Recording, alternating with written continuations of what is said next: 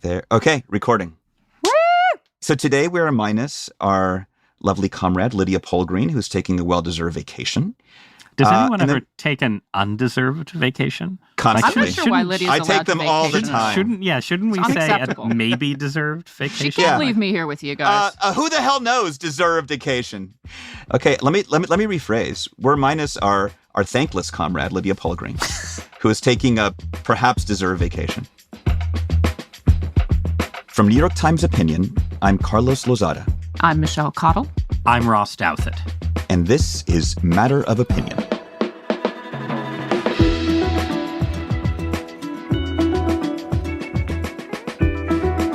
Okay, so no Lydia today, but the three of us will be taking a dip back into the presidential race. Oh, God. And in particular, let's try to understand why so much of America, and so much of the Republican Party in particular, just cannot seem to quit Donald J. Trump.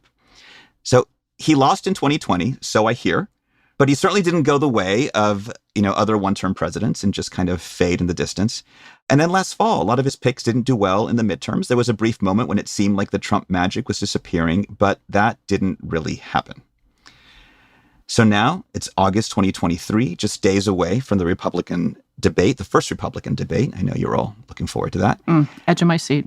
And we have a twice impeached, thrice indicted former president, with Michelle's favorite possible indictment, Georgia, coming soon. Georgia! It's the hipster indictment. Don't mock me. Michelle was into Georgia before it was even a state. Before it was cool. And yet Trump is still, despite all that, crushing the Republican field for the 2024 nomination. And he's also tied with Biden in the polls on a possible rematch. So where does this staying power come from? And what does it mean for our politics, for democracy, for our system of justice? Ross, why don't you kick us off? You just wrote a column called "The Normal Paths to Beating Trump Are Closing." What was that all about? So that was based on a piece that a University of Chicago economist named Luigi Zingales, who is from Italy originally, wrote for the Times in 2016 when Trump was first elected, where he basically compared Trump to Silvio Berlusconi, the very successful, very controversial populist prime minister of Italy, and said, look, we have experience with this kind of thing in Italy, and the way to beat an outrageous populist is to be relentlessly normal, argue about policy, don't try to use extra political means to kick him out of office, don't just try to close establishment ranks against him, run as if he's a normal politician, treat him that way, that's how you defeat him. And I think what we've seen across the Trump era is a kind of ping pong between normalizing ways of fighting or debating or dealing with Trump and abnormalizing ways. You've had people who have, run against him on policy and people who have insisted that he's a fascist threat to democracy. The argument in the piece was just that once you reach the point we're reaching now, where Trump is going to be running for president under at least 3 indictments, could be running for president from prison. No, he's not going to be running from prison. No, it's not going to happen. I can't tell where the sarcasm meter is. There's no way he's going to be in prison. Is there a non-zero chance there's no way he'll be he's going to be in prison? We're It's not Oppenheimer. Well, anyway, right. So maybe normalcy will be restored, and Michelle is confident. But basically, there's no way to just do the sort of this is a normal campaign thing. And that's going to be true for Joe Biden if Trump is the nominee. And I think it's increasingly true for his Republican opponents that the path that Ron DeSantis especially wanted, where you could basically say, look, I know you like Trump, Republican voters, but it's time to turn the page and we won't sort of argue out January 6th and everything else. Even that path is closing. So the normal path is closing. Only abnormalizing is possible. Every campaign against Trump, whether it's a primary campaign or a general election campaign, now is going to be defined by the abnormality of him being under multiple indictments. Mm-hmm. I do think that we have reached a point where, as you were talking about Berlusconi, Trump's genius has always been to present himself as fighting against a system that is corrupt. So by definition, anytime the system comes after him, it's because the system is at fault and they are trying to take him down because he's trying to expose the system. So I think we talked about this before. By that definition, the worse it gets for him, his followers see it as just further proof of his heroic willingness to keep fighting the fight, even as they're trying to take him down. So I do think for that third of the Republican Party who is just diehard MAGA, there's literally nothing he could do that would make them turn against him. So the question then is what to do about the 2/3 remaining, or thereabouts, of the Republican primary voters who theoretically could go for somebody else. Unfortunately, there's nobody else who's kind of distinguished themselves. I mean, part of the problem here is that Ron DeSantis is who all these people hitched their wagon to, the donors and establishment poobahs, and he's turned out so far to be a pretty lousy, unlikable candidate. So now they're kind of casting about for what to do next, and that serves Trump beautifully. It's not just that the indictments don't hurt him. He even believes that they help him. They absolutely have helped him. He just said that last week, that, every time they indict me, I go up in the polls, and a fourth indictment would really kind of wrap things up for me just great. It's kind of like when he said in 2016 that he could shoot someone in the middle of Fifth Avenue and he wouldn't lose any voters. It's the same message, right? He's saying that the rules of politics don't apply to him. The rule of law doesn't really apply to him, but it's even kind of more extreme. It's like saying, if I shoot someone, I'll get more voters, not just not lose any, it'll actually help. And that's what he seems to clearly understand about these indictments, because as Michelle says, it's this corrupt system fighting against him. Well, but it's a little different. The reason the indictments help him is that he's not the one doing them. So it's actually different than the shoot someone on Fifth Avenue scenario. Like January 6th did not actually help Trump in the polls, as absurd a statement as that may be to offer. If you look at public opinion about Donald Trump, even among Republicans, Donald Trump suffered in his poll standing after January 6th. So Trump doing something terrible or something that seems terrible is not an automatic plus. The reason people are rallying to him is the perception that something is being done to him, and the people doing it cannot be allowed to claim his scalp. Yes, Ross. So the kind of boiling that down is, it's not that he's done something terrible. It's that somebody's trying to hold him accountable for him doing something terrible. And that is unacceptable for these folks, because he has trained people to think that only he is virtuous, and that anything that is coming for him is coming for him from a place of bad faith. So holding him accountable is impossible on some level. Again, I don't think it's that he's trained there is a core of Republican voters who think Donald Trump is a great, virtuous hero. But there's the segment of Republican voters that swung to DeSantis after the midterms and swung back to Trump, not when DeSantis's campaign started to flail, though it has flailed, but when he was indicted. For those voters, it's not about Trump's virtue. It's more like, look, this is the battle that the liberal elites have chosen. And even if I don't love Trump, I've got to fight them on this battlefield. Trump has trained people, yes, to think of the establishment as an enemy, but it's also just the natural posture of a big chunk of Republicans and conservative-leaning independents, that you cannot trust the American establishment to do the right thing. And if they are indicting a former Republican president, they're probably doing something wrong. So if you try to hold a career criminal accountable, it's a problem. I get that. That's not a problem, Ross. I understand. I'm not. I'm just saying. That's the situation we're in. It's genius on his part. I mean, look, again, I think Trump has been indicted 3 times. First of all, the first indictment. We all find the first indictment kind of was and remains politically motivated bullshit. The second indictment is the one that seems pretty much like a legal slam dunk. And the third indictment is, none of us are legal experts. I'm certainly not. It seems like a case where Trump's wickedness is clear, but the legal details are a tiny bit iffy. And Georgia's still coming. But so you have a mixed bag of indictments, which, if you are inclined to be skeptical of the system of justice and how it worked itself out, provides grounds for that. And then, I mean, again, like, people will say to me, that, I can't understand why people are rallying to Trump. Like, I lived through the late 1990s. If you had told a liberal feminist Democrat in 1991 that they would be rallying to the defense of a man who solicited oral sex from an intern, they would have said, well, that's crazy. I'm not going to do that. But because Clinton had the right enemies, everyone in the Democratic coalition rallied to him. This is the most human and normal and predictable thing in the world. And yes, it's terrible for the Republic, and Donald Trump should not be president again. But we can't just sit around and be self-satisfied about it. Trump is tied in the polls with Joe Biden, which suggests that there is a segment of persuadable, independent-minded Americans who are prepared to vote for a man who might be in jail during the election. And that's just I am not reality. worried about the generals yet. I am concerned about the Republican primary because, of course, in a country where politics has become a partisan blood sport, there will be people who will not vote for a Democrat. What I am looking for is some sign that the Republican Party is going to recover its sanity and rally around someone other than Trump while there's still time. So let's go to the primary for a sec. I've been thinking about how this compares to 2016.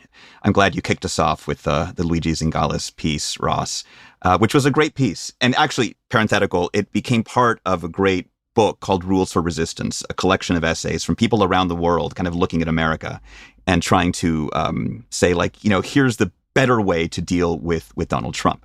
Now, in 2016, if I remember that race correctly, some of the candidates, after initially being critical of Trump, decided, I'm not going to cross him, at least not overtly, assuming he'd eventually, inevitably implode.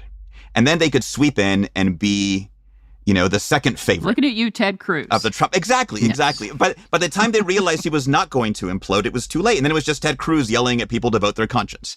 Now, 8 years later, it seems that for a while, the opponents had sort of a similar approach. Like, we're not going to cross him. They've even been defending him against these legal attacks against him. But now you are starting to see, whether it's Mike Pence, whether it's Chris Christie, even Ron DeSantis coming out in some, at least mild opposition. I have no idea if it's enough. The polls suggest that it is not. But what does it mean, for instance, when DeSantis says that, clearly he lost the 2020 election, right? Which seems kind of an obvious thing to say, yet it has to be said. Are these cracks in the deference to Trump just desperation? Or is there any possibility that these cascading indictments could have an impact on his basis of support and therefore on what some of his opponents in the primary do? So, I assume that with DeSantis and the rest of them, they are desperate to kind of get some traction and they need to throw some punches. What they've been trying so far is not working. You see everybody from Nikki Haley to Pence to Christie to all these people. They're trying. They're throwing stuff against the wall and seeing what sticks. And so far, nothing sticks. And some of his opponents are saying he's cost us in elections the last 2 times. Can we afford that again? And that's the only approach that the group seems to think might work with the kind of soft Trump voters. But so far, it's just not working. So I don't have much hope that any of these indictments will make a huge difference. That said, I do think that the indictments could wind up giving him some sort of accountability. But I do think there's almost 2 tracks running here, political and legal. Well, the theory of the DeSantis campaign, which I thought was a reasonable theory and I had real hopes for, was that DeSantis could, by virtue of his positioning as a successful conservative who had, done a lot of stuff that the Republican base liked during the Trump presidency and afterward, could lock up a bunch of the sort of moderately pro-Trump Republicans. And then the really anti-Trump Republicans would say, look, he's a little more conservative than I'd like. He's a little more pro-Trump than I'd like, but he's our best chance. We're going to go with him. And there's your coalition. But because DeSantis has stumbled, he hasn't been able to put together that coalition. And so he's got some sort of, presumably sort of lukewarm on Trump voters in his camp. But the really anti-Trump voters are gravitating towards Chris Christie in New Hampshire, or Tim Scott maybe. So you just have a broken field, and that then does really just start to look like 2016 all over again. I will put more of this on DeSantis even than Trump. But a couple of things. He picked the most inexplicable course possible, which was to double down on all the nasty Trump stuff. Just be, as obnoxious as possible and, go woke warrior. But those people already have Trump. They don't need DeSantis, the people who are really into kind of the MAGA stuff. And he just abandoned any kind of more moderate positions at all. So he's completely, in terms of policy and positioning, put himself in a weird spot. Plus, we've had this discussion before. He's unlikable. We're talking about a presidential race, not a congressional race, not a race for county commissioner. Americans vote for boyfriends or girlfriends for president. You have to have a certain vibe. As Hillary Clinton, Al Gore will tell you, it's hard if you're not a super kind of likable, backslapping sort of candidate. And that's what Ron DeSantis actually reminds me of a lot. He reminds me of kind of those really earnest, really ambitious, but not terribly good with retail politics sort of guy. And he's just not got what it takes. And so this has left the field to splinter. And that is something that is as big a problem on some level as the fact that Trump is who he is. I mean, this primary is just purely a sort of Trump referendum. It's almost purely just like, where do people stand vis-a-vis Trump? Like Ron DeSantis, when he talks about Trump, it's all like the critiques are very kind of subtle. He says that executives should govern within the confines of the institution, that we shouldn't seek to perpetuate ourselves in office. He says he's not susceptible to flattery. Like he himself, DeSantis, is not susceptible to flattery, that Trump doesn't understand governing. He's easily manipulated. And even then, it's all very implied. So what I don't understand is, if the primary race is really about Trump, then, why would his leading opponent only very tentatively come out against him? Like, I don't see how. Because if the race is about whether you like Trump or not, Trump will win. I mean, this is the opening DeSantis had, was that the race could be about whether Trump was costing Republicans, costing the midterms. That's why DeSantis's numbers surged after the midterms and Trump's numbers sagged, because it wasn't about whether you liked Trump. It was about whether Trump was a winner who was the right person to lead the Republican Party against Biden. The indictments swing everything back towards Trump up and down. Are you with Trump or against him? And I just don't see, and I may be too pessimistic. I was too optimistic about DeSantis's chances 6 months ago. So, the pendulum can swing too far either way. But I don't see how, if that's the atmosphere, do you like Trump or not? You for him or against him? You with him or with his enemies? DeSantis has a clear path to getting 50% of the vote. But I really don't see how any of the others do. I mean, this is the other thing, is, I agree with Michelle about DeSantis's charisma deficit and likability problems and so on. But is Chris Christie getting 55% of the Republican vote against Trump? Of course not.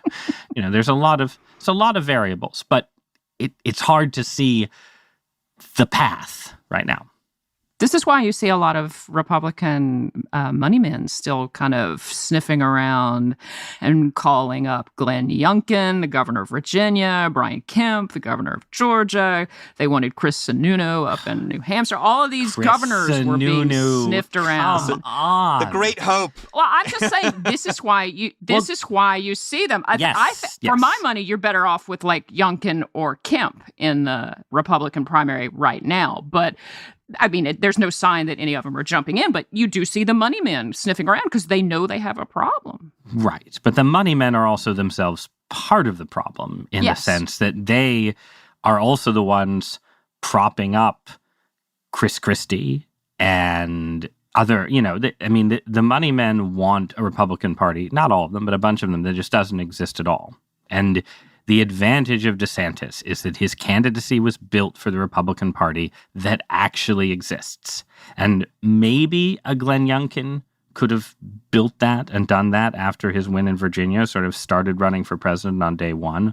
But I guess, again, maybe I'm too pessimistic. I think if the DeSantis model fails, you're not going to slot in a less well-known, somewhat more moderate blue state governor and say, hey, mildly pro-Trump Republicans rally to this guy. I just don't. Look, I think we're stuck with a Biden-Trump redo myself, but I'm just saying that there are reasons why people are still hoping for somebody to come riding in. Yes. Ross, who is Mike Pence trying to appeal to? Apparently he just made the debate stage, right? So yay, congratulations, Mikey. But what is he trying to appeal to by sort of being I'm the constitutional conservative? He's trying to appeal to the conservative part of the Republican Party that didn't support Trump in 2016, which is a mixture of evangelicals who had not yet reconciled themselves to Trump and sort of Tea Party conservatives who thought Trump was unprincipled and not really conservative. That's who he's pitching. But there's no sign that Pence is getting traction. Pence is in a position where he's not going to be the nominee, most likely. He has a sort of moral case against Trump. He is making it pretty forthrightly. And I think he deserves credit for that, all independent of the question of whether there's any strategic value in it. I think it's good for Republicans and good for the country to have Trump's vice president standing up and saying that what Trump tried to do around January 6th was, a betrayal of the Constitution. That's good. It's a good thing. I like to think he's trying to redeem his soul for everything that he put us through for 4 years. I don't think it's true, but I like it. Yes, that's what. If Mike Pence was in a position to do quote unquote the right thing on January 6th, it's only because he did the wrong thing for so long. Well, yeah, that's what liberal opponents of Donald Trump would say, but that's obviously not what Mike Pence thinks. Mike Pence thinks that he spent 4 years channeling Donald Trump in better directions, and it broke down at the end. But if he hadn't been there, if Trump had been elected with Rudy Giuliani or Newt Gingrich as his vice president, the country would be in immeasurably worse shape. And so Pence, by being there, by doing what he had to do to be there, absolutely did the right thing. You mean doing what he had to do on January 6th? Doing what he had to do by accepting the vice presidency. That it was absolutely the right thing to do rather than letting Trump give it to Newt or Rudy. That is what Pence thinks, 100%. Mm-hmm. He's not plagued by guilt about his decision to be vice president. That's a liberal delusion. No. It shouldn't. Nobody says he should be plagued by guilt for having accepted the job. Somebody thinks I'm a little tetchy. Probably could have done a better job as vice president. I don't think there's any guilt. But if you read his own memoir, Pence had concluded just shortly after the 2020 election that if there was any fraud, it wasn't enough to change the result. And by mid-December, he wrote that for all intents and purposes, the election was over after the state electors, the real ones, had officially voted and delivered the Electoral College majority to Biden and Harris. And he didn't tell the public this at a moment when it could have made a difference. He told Trump over and over he didn't have the authority to overturn the election. But he never said, in 500 pages of his book, he never said that, I said to the president, even if I had the authority, I wouldn't exercise it because we lost. He never does that. So I have a hard time swallowing the kind of redemptive, Pence heroism at the end story. You don't get credit for saving democracy from the brink if you put it there.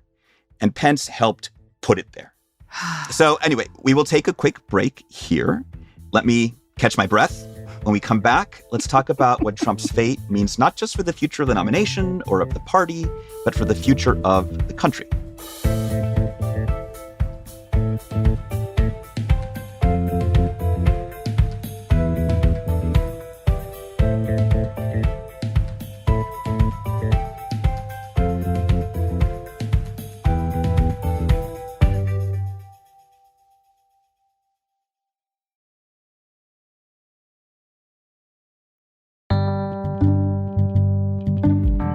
So we've talked about Trump's staying power. Let's try to figure out what he might do if he's actually back in power.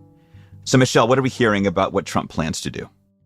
Well, I think the very short answer is that there's already kind of an effort afoot so that he can restructure government starting on day one to centralize even more power in his sticky little hands. Our news side, in fact, had a great piece up, and it's a maximalist theory of the unitary executive theory, which says that the president needs to be in complete control. Article 2 gives him complete control over the entire executive branch to the point that, Congress can't even appropriate money for things that he's not super on board with. So if he winds up getting reelected, he intends to do things like strip employment protections for civil servants so that they're easier for him to fire. He's going to bring the administrative state to heel, which is something that conservatives more broadly have been looking at doing for years.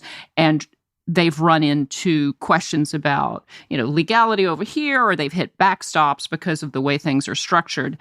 But what the Trump folks are doing or working on a blueprint for doing is removing all those guardrails and backstops so that he can just come in and do whatever his little heart desires going forward. Ross, this is something I know you follow more closely, and so I'm curious what you think of it. But there was a moment early on, in like Bannon's rhetoric and some others, where it seemed like bringing the administrative state to heel, knocking it down was rhetorically the objective, but it seems more like it's using the administrative state that may be more the goal, like using it to whatever his, personal or ideological purposes might be. Is that a distinction without a difference? I think it's really hard to say.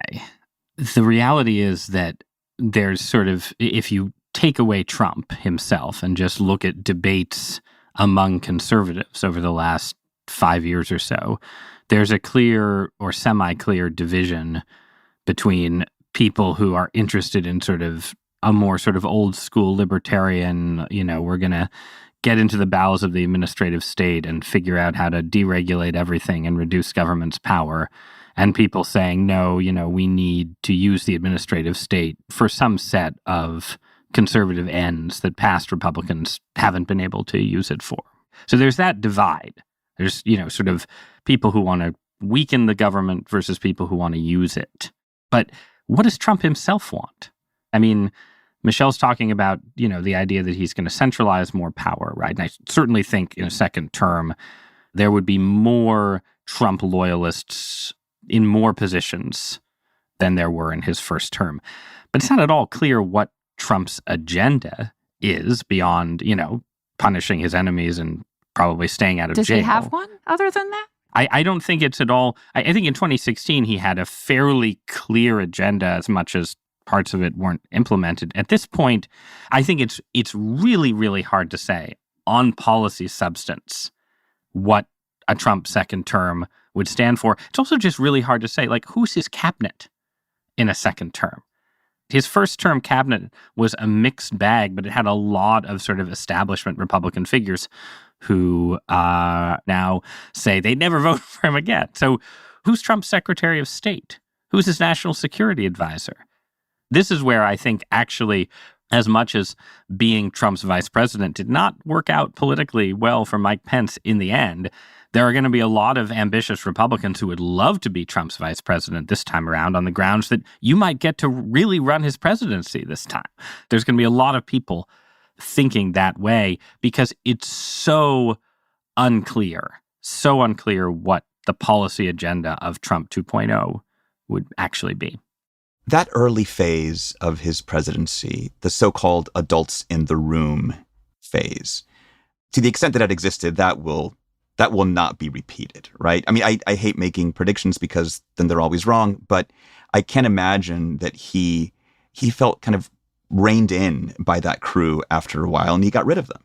And so you'd kind of go straight to whatever the lower tiers are in whatever version of the Republican Party wants to work for him. This gets to the old, personnel is policy thing, right? Whoever he puts in will have potentially significant influence. But in the end, it's so hard, even for underlings, for top aides, for cabinet members who have a specific policy agenda, to really see it through because Trump is so unpredictable.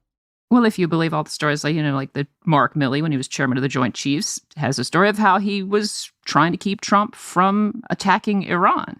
If you don't have those people in the room, there is an argument to be made that things could go really poorly. Who's gonna be there? On the other hand, John Bolton has the story about how Trump wouldn't attack Iran when John Bolton wanted John Bolton wanted him to attack Iran. I mean, part of the problem is unreliable narrators, I guess. But. Well, part of the, I think many of the people who went to work for Trump, including Pence, including, Mattis, James Mattis, did have a lot of impact on policy. It just became sort of intolerable for them to actually deal with Trump. Like, U.S. foreign policy did not shift nearly as much under Trump as it seemed like it might when he was running for president. We didn't pull out of NATO. We continued supplying arms to Ukraine. We did a whole bunch of things that people around Trump wanted to do, even though Trump himself might have been iffy on them. But in a second term, so take foreign policy. Let's say Trump comes in and he wants to get Douglas McGregor, who's a retired U.S. Army colonel who went on Tucker Carlson a lot, as his, Secretary of Defense. McGregor is a real sort of isolationist, sympathetic to Putin, would set off 17 alarm bells throughout the official Washington establishment. So let's say he puts McGregor forward. Does McGregor get Senate confirmation? I suspect not. That's a lot of Republican senators who would try and sink that nomination. So then is Trump running his cabinet just with acting secretaries? How long can he do that for? At what point does the Supreme Court get involved and constitutional issues come into play? There's a whole range of uncertainties that I don't feel at all competent to make a prediction about. I have always worried more about presidents with foreign policy because usually Congress is in a position to rein them in a little bit in terms of domestic policy, whereas presidents can wreak a whole lot of havoc with their foreign policy. And if there aren't people in there who are the so-called grown-ups in the room, at least at the start, I don't see that going well in any way.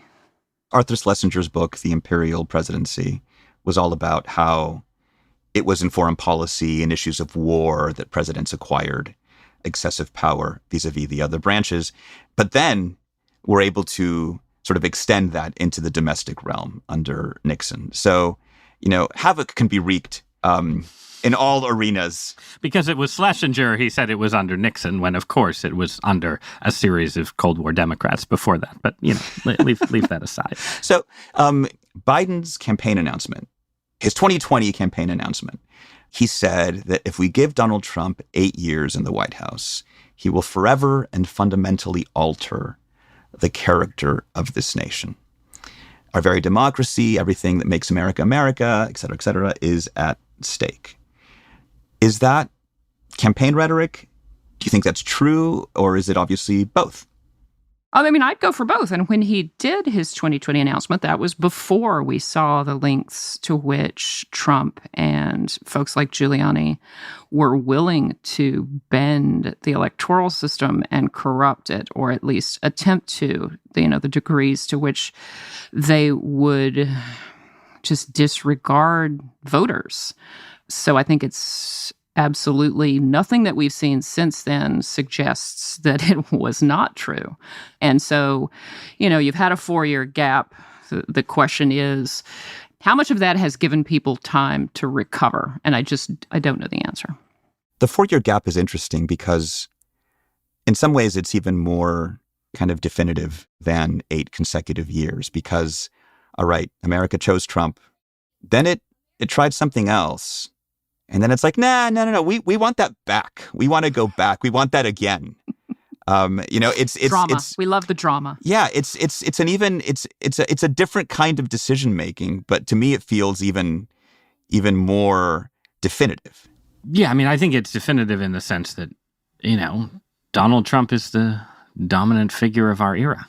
That's a reality that all those of us who prefer it to be otherwise have have to grapple with. Like, the Trump presidency is not the Trump era. The Trump era is something longer and encompasses the Biden presidency in some way. I mean, I think for Biden, we saw in 2022 that kind of, with January 6th sort of hanging over a lot of Republican campaigns, that those issues were very effective for Democrats, more effective than I thought they would be. The Democrats were able to effectively gain several points in the polls just by saying, look, the Republicans are crazy and wanted to have a constitutional crisis. But Biden could really use a good economy. I think a lot of liberals and Democrats have underestimated the extent to which the Trump economy at the end, pre-COVID, was really good. The Biden economy, people who are sort of really focused on economic policy will say, look, we've steered through this crisis. We've avoided a recession. We're coming in for a soft landing. This is a great achievement. But if you're an American sort of dealing with that economy, it doesn't feel like a great achievement yet. So Biden needs a year of trends going in the direction where they're going in now, I think, to really have a sort of that kind of normal case for re-election, to go with the, Trump is abnormal and maybe in jail case. Ross, you brought us full circle to your opening, right? Just kind of hoping for a good economy as part of the Biden strategy is an extremely normal kind of campaign consideration. Part. That's just, is your policy right? Are the outcomes good? So it's the case for normality in what seems to be, so far, a kind of abnormal race, yet again. All right, Trump, it seems, can go on forever, but our conversation can't. So let's take a break here. And when we come back, we'll get hot and cold.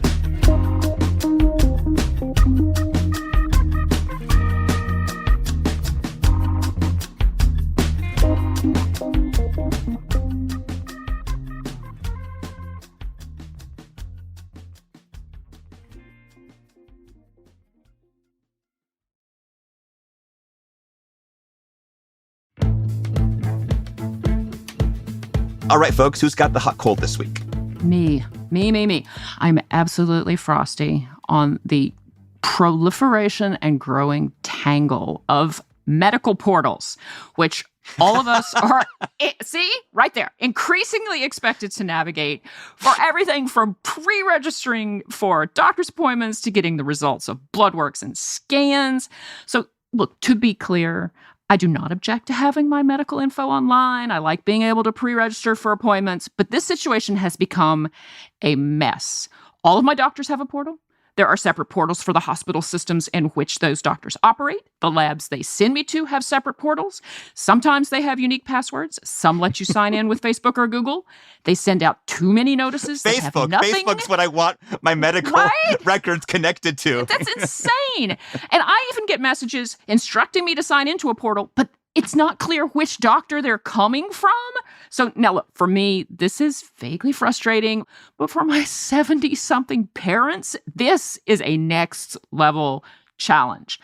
Nothing jacks my dad's blood pressure, like trying to navigate all of these. My mother then feels compelled to help. Then they aren't speaking. Somebody has to call the doctor's office just to figure out what's going on. Look, I have no idea what can be done about this. It strikes me as not so much as simply about portals as a symptom of the kind of weird siloing of American healthcare in general, which means there's probably nothing that we can do with it.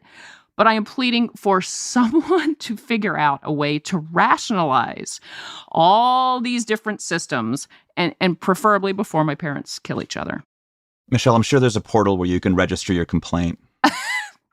No, there are 75 portals where I can register my complaint, Carlos, and they're all accessed separately. Yes. I'm just saying, it's a lot. The American medical system, it's not designed to be navigated by any human being anywhere.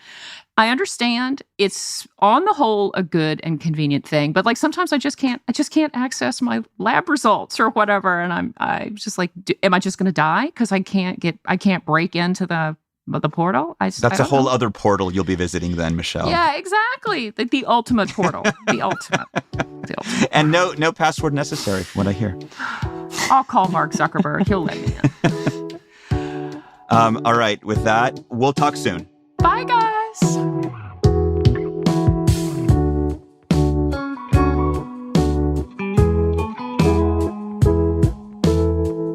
Thanks for joining us today. If you liked our conversation, be sure to follow Matter of Opinion on your favorite podcast app. And as always, just let us know what you're thinking. You can email us at matterofopinion@nytimes.com. Matter of Opinion is produced by Phoebe Lett, Sophia Alvarez-Boyd, and Derek Arthur. It's edited by Stephanie Joyce. Our fact-check team is Kate Sinclair, Mary Marge Locker, and Michelle Harris. Original music by Isaac Jones, Efim Shapiro, Carol Saburo, and Pat McCusker. Mixing by Pat McCusker. Audience strategy by Shannon Busta and Christina Samuelewski. Our executive producer and fearless leader is Annie Rose Strasser.